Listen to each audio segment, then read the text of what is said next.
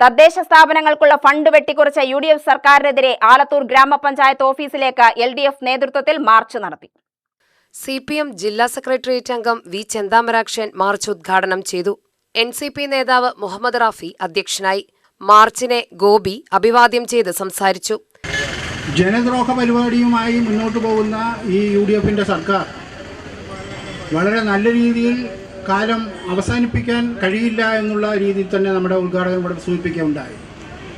കാരണം വിവിധ തലങ്ങളിൽ ജനരോക്ഷപരമായ സമീപനങ്ങളും അതുപോലെ തന്നെ ജനോപകാരപ്രദമായ സമീപനങ്ങൾ ഒഴിച്ച് ജനങ്ങൾക്ക് വളരെ അറപ്പുളവാക്കുന്നതും ആയതുപോലെ തന്നെ അവരോട് വിദ്വേഷം ജനിപ്പിക്കുന്ന രീതിയിലുള്ള പ്രവർത്തനവുമായിട്ടാണ് UDF സർക്കാർ മുന്നോട്ട് പോയിക്കൊണ്ടിരിക്കുന്നത്.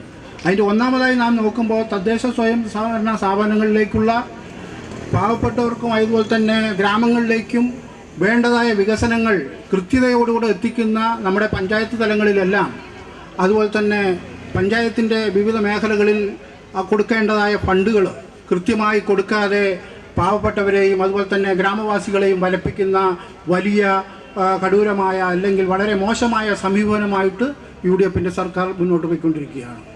വേണുഗോപാൽ, VC രാമചന്ദ്രൻ, V കൃഷ്ണൻകുട്ടി എന്നിവരും സംസാരിച്ചു. UTV news, Palakkad.